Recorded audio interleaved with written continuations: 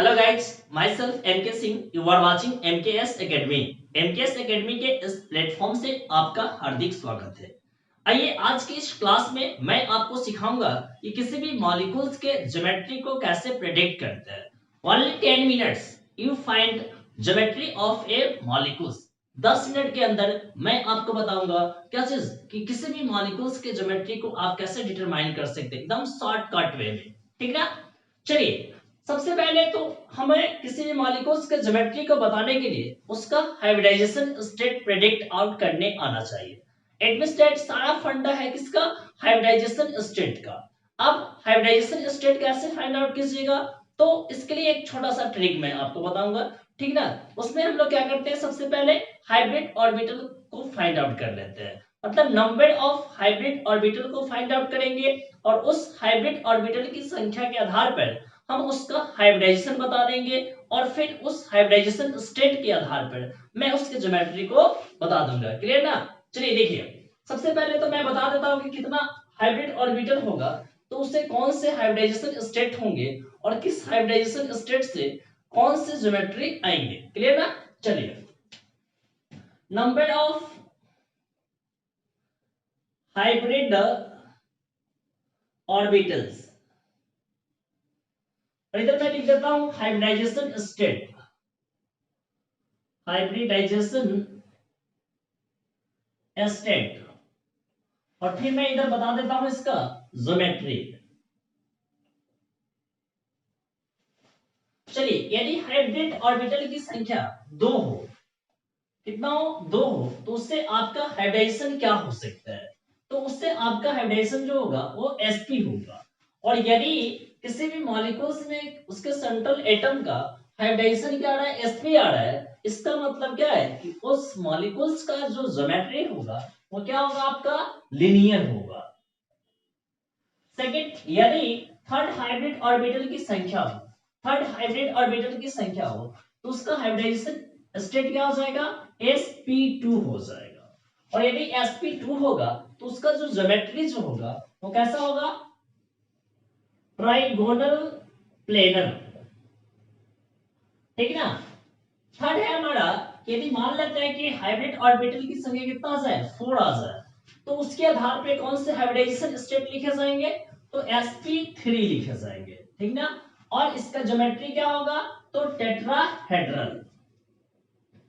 यदि हम किसी मॉलिक्यूल्स में हाइब्रिडाइजेशन को प्रेडिक्ट आउट करते हैं और उसका हाइब्रिडाइजेशन कितना आता है? sp3 आता है, तो उसका ज्योमेट्री क्या हो जाएगा? आपका टेट्राहेड्रल हो जाएगा। मान लेते हैं कि हाइब्रिड ऑर्बिटल की संख्या कितना होता है? 5 आता है, तो इससे जो हाइब्रिडाइजेशन स्टेट लिखे जाएंगे वो क्या लिखे जाएंगे? तो sp3d लिखे जाएंगे। क्या लिखे जाएंगे? sp3d लिखे जाएंगे। ठीक ना? और sp3d के आधार पर इसका ज्योमेट्री हम लोग क्या लिखते हैं? ट्राइगोनल,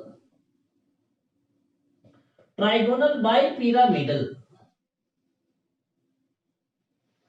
मान लेते हैं कि यदि इसमें हाइब्रिड ऑर्बिटल की संख्या कितना आ जाए? 6 आ जाएगा, तो इससे आप कौन से हाइब्रिडाइजेशन स्टेट को नोट कीजिएगा? तो यहां से आपका हाइब्रिडाइजेशन स्टेट जो आएगा sp3d2 आएगा।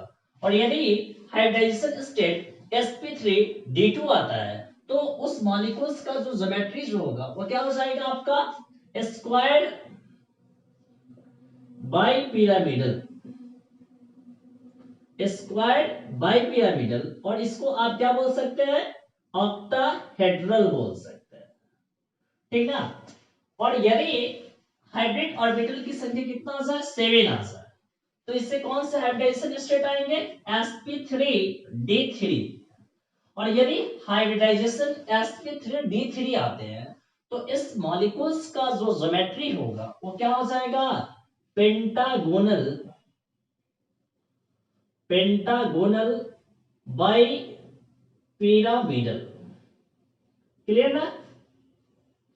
एक बार हम रिकैप कर देते हैं हाइब्रिडाइजेशन स्टेट और ज्योमेट्री, क्योंकि इस टॉपिक से कभी कभी डायरेक्ट 12th बोर्ड एग्जाम में क्वेश्चन पूछे जाते हैं कि अच्छा बताइए कि इस हाइब्रिडाइजेशन स्टेट का ज्योमेट्री क्या होगा। ठीक ना? तो आप याद रखिएगा, यदि sp हाइब्रिडाइजेशन स्टेट आता है तो उसका ज्योमेट्री कैसा होगा? लीनियर होगा। यदि sp2 होगा तो क्या होगा? प्लेनर होगा। sp3 होगा तो टेट्राहेड्रल होगा, sp3d होगा तो ट्राइगोनल बाई पिरामिडल होगा, sp3d2 होगा तो स्क्वायर पिरामिडल आप बोल सकते हैं, स्क्वायर पिरामिडल बोल सकते हैं, और sp3d3 आएगा तो क्या बोलेगा, पेंटागोनल बाई पिरामिडल बोलेगा, ठीक ना। अब चलिए, ये तो पता चल गया कि ये हाइब्रिड ऑर्बिटल्स होंगे तो इसके आधार पर हाइब्रिडाइजेशन स्टेट ये लिखा जाएगा और इसके आधार पर इसका ज्योमेट्री यह लिखा जाएगा। अब बात उठता है यह कि किसी भी मॉलिक्यूल्स में हम कैसे नंबर ऑफ हाइब्रिड ऑर्बिटल को फाइंड आउट करेंगे, ठीक ना। तो इसके लिए मैं आपको दो मेथड बताऊंगा जिसमें से आपको जो इजी लगेगा उसके आधार पर आप प्रेडिक्ट कर लीजिएगा, ठीक ना। चलिए फर्स्ट काम करते हैं, थोड़ा सा इसको आप नोट कर लीजिए।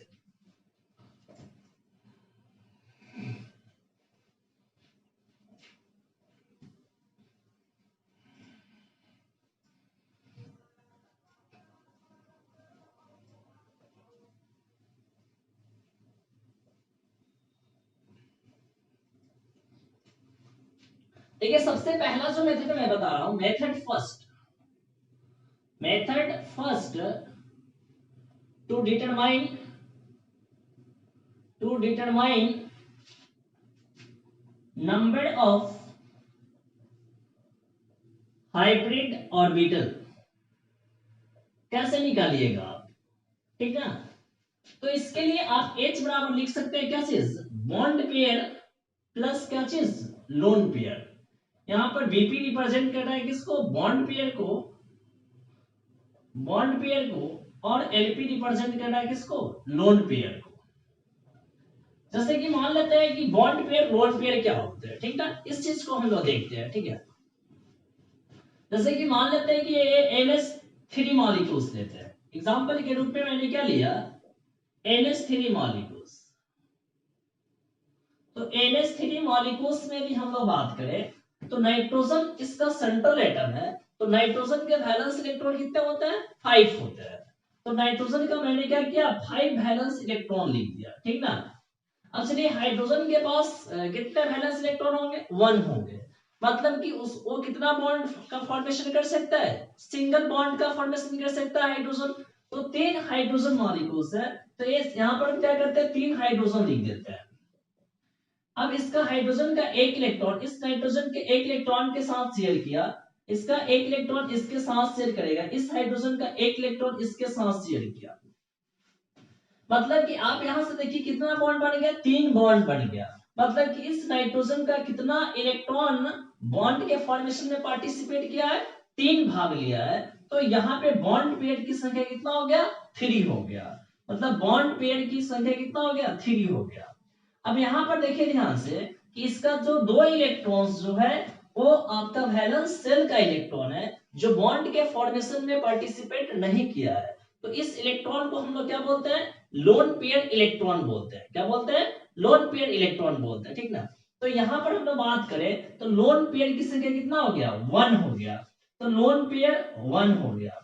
मैंने अभी जस्ट आपको बताया कि H बराबर क्या चीज है, bond pair plus lone pair. तो आप यहाँ पर बताइए इस नाइट्रोजन एटम के पास यहाँ पर कितने बॉन्ड पेयर है, 3 है, और लोन पेयर कितना है, 1 है। तो यहाँ पर हाइब्रिड ऑर्बिटल की संख्या कितना आया, 4 आया। और जस्ट थोड़ा देर पहले मैंने आपको बताया क्या चीज, यदि हाइब्रिड ऑर्बिटल की संख्या 4 आएगा तो आप इसका हाइब्रिडाइजेशन स्टेट क्या लिखेगा, हाइब्रिडाइजेशन स्टेट क्या लिखना है, sp3। यदि हाइब्रिड ऑर्बिटल की संख्या 4 आता है तो इसका हाइब्रिडाइजेशन स्टेट क्या लिखेंगे, sp3। और इसके आधार पर आप इसकी ज्योमेट्री को लिख सकते हैं कैसे, टेट्राहेड्रल, ठीक ना। मैंने अभी सिर्फ आपको बताया क्या चीज की हाइब्रिडाइजेशन स्टेट को प्रिडिक्ट आउट करना और उसके आधार पर उसके ज्योमेट्री को बताना हाइब्रिडाइजेशन के आधार पर, ठीक ना। अब चलिए ये तो फर्स्ट मेथड हो गया, ठीक ना, जिसमें यदि आपको आप किसी भी मॉलिक्यूल्स के अंदर यदि बॉन्ड पेयर को फाइंड आउट कर पा रहे हो, लोन पेयर को फाइंड आउट कर पा रहे हो, तो इसके आधार पर आप क्या लिख सकते हो, इसका हाइब्रिड ऑर्बिटल लिख सकते हो और हाइब्रिड ऑर्बिटल के आधार पर उसका हाइब्रिडाइजेशन स्टेट लिख सकते हो और साथ में उसका ज्योमेट्री आप लिख सकते हो। क्लियर। चलिए एक और मैं मॉलिक्यूल्स लेता हूं, ठीक ना। अभी मान लेते हैं कि हम H2O मॉलिक्यूल्स लेते हैं।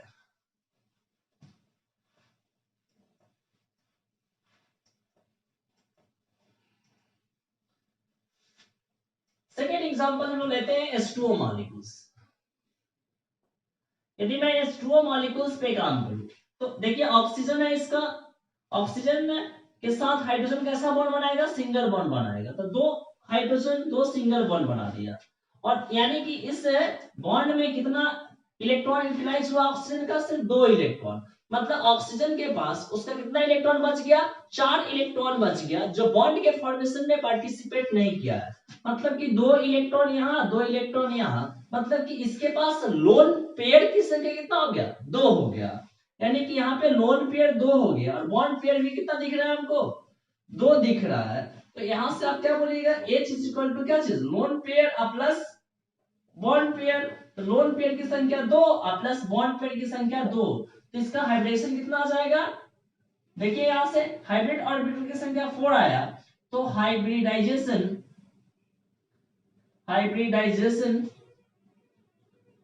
कितना आ जाएगा, sp3 आ जाएगा। तो इसके आधार पर आप ज्योमेट्री क्या लिख सकते हैं, बोलिए टेट्राहेड्रल लिख सकते हैं।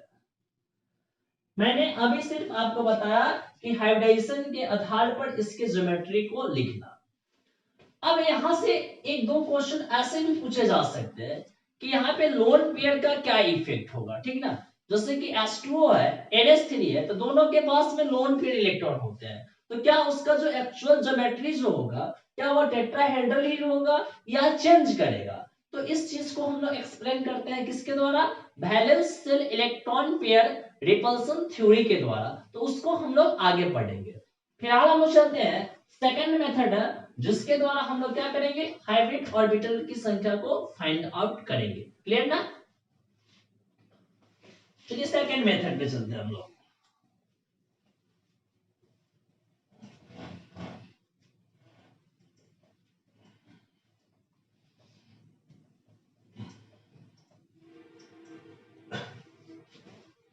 सेकंड मेथड में भी हम लोग बात करेंगे नंबर ऑफ हाइब्रिड ऑर्बिटल के लिए। तो number of hybrid orbital is equal to क्या होता है, 1/2 into v plus s minus c। c लिख सकते हैं या q लिख सकते हैं, ठीक ना। जहां पे v क्या है, valence electron of central atom. s क्या है यहाँ पे, number of monovalent surrounding atom. और यहाँ पे q क्या है, q जो है वो चार्ज है, चार्ज विथ साइन, जो साइन होगा उसके साथ हम लोग यहां पर लिखेंगे, ठीक ना। चलिए जैसे कि मैं एग्जांपल लेता हूं, ठीक ना। यहां पर है एग्जांपल के रूप में ले लिया हम लोग क्या चीज, XeF4, ठीक ना।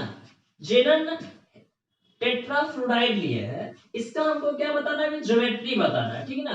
मतलब कि ज्योमेट्री बताने के लिए क्या निकालना होगा हमको, हाइब्रिडेशन निकालना होगा, ठीक ना। तो इसके लिए H कैसे निकालेगा, सबसे पहले तो इसमें आपको ये पता करना होगा क्या चीज, कि सेंट्रल एटम कौन है।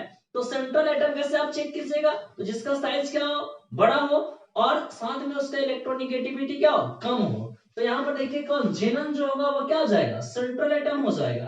तो जेनन कौन सा एलिमेंट है, इनर्ट गैस एलिमेंट है, ग्रुप 18 का एलिमेंट है। तो उसके आउटर मोस्ट सेल में कितने इलेक्ट्रॉन होते हैं, 8 इलेक्ट्रॉन होते हैं। तो उसका वैलेंस इलेक्ट्रॉन कितना हो जाएगा, 8 हो जाएगा। क्लियर ना। तो 1/2 इनटू कितना, वैलेंस इलेक्ट्रॉन के जगह पे 8 प्लस फ्लोरीन का वैलेंस इलेक्ट्रॉन कितना होता है, 7 होता है। तो उसका वैलेंसी कितना हो जाएगा, 1 हो जाएगा। और जिसका वैलेंसी 1 होगा उसको हम लोग क्या बोलते हैं, मोनोवैलेंट एटम बोलेंगे। क्या बोलेंगे, मोनोवैलेंट एटम। तो यहाँ पर देखिए फ्लोरीन जो है मोनोवैलेंट एटम है। यहाँ पर क्या है, S बराबर number of monovalent surrounding atoms. यानी कि यहाँ पर ए फ्लोरीन जो है वो सराउंडिंग एटम है, जो जेनन के चारों तरफ रहेगा। तो इसकी संख्या कितना है, 4 है। तो 4 लिख देंगे। और इस मॉलिक्यूल्स पे कितना चार्ज दिख रहा है, कोई चार्ज नहीं है, मतलब कि इसका छोड़ दीजिए। 0 लिख देंगे।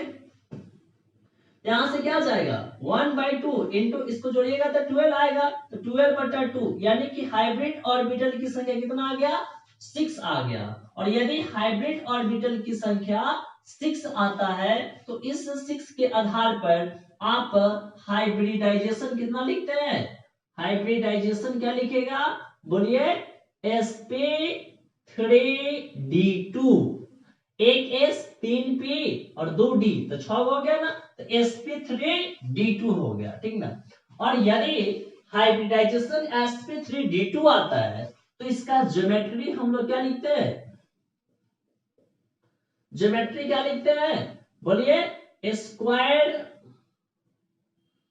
Bi pyramidal, square bi pyramidal लिखेंगे। और क्या लिख सकते हैं ऑक्टाहेड्रल लिख सकते हैं, ठीक ना। तो इस तरीके से हम लोग किसी भी मॉलिक्यूल्स का हाइब्रिडाइजेशन प्रिडिक्ट आउट करते हैं और उसके आधार पर ज्योमेट्री को डिटरमाइन कर लेते हैं, ठीक ना। अब हम इसके बाद वाला जो वीडियो लाएंगे उसमें हम आपको यह बता देंगे कि यदि किसी मॉलिक्यूल्स में लोन पेयर इलेक्ट्रॉन होंगे तो उससे उसके ज्योमेट्री पर क्या असर पड़ेगा, लोन पेयर इलेक्ट्रॉन नहीं होता है तो उससे क्या होगा। तो आप इतना तो समझ जाइए कि वैसे मॉलिक्यूल्स जिसके पास लोन पेयर इलेक्ट्रॉन नहीं होंगे तो उसका जो ज्योमेट्री जो होगा वो हाइब्रिडाइजेशन के आधार पर जो प्रेडिक्ट किया जाएगा वो सेम होगा। लेकिन जिसमें क्या होगा लोन पेयर इलेक्ट्रॉन प्रेजेंट होगा तो उसका ज्योमेट्री जो है हाइब्रिडाइजेशन के आधार पर जो प्रेडिक्ट किया जाएगा उससे कुछ चेंज करेगा। इस चीज को एक्सप्लेन करता है कौन, valence shell electron pair repulsion theory, जो कि हम लोग नेक्स्ट सेशन में देखेंगे। ओके, तो आपने यहां से क्या समझा कि किसी भी हाइब्रिडाइजेशन स्टेट को कैसे हम लोग फाइंड आउट करते हैं, इसका दो मेथड मैंने बताया। यदि आपको लगता है कि इसमें और भी कुछ चीज ऐड करना चाहिए तो आप कमेंट सेक्शन में जरूर लिखें, मैं फिर उस पे काम करूंगा। Thanks to watching my videos.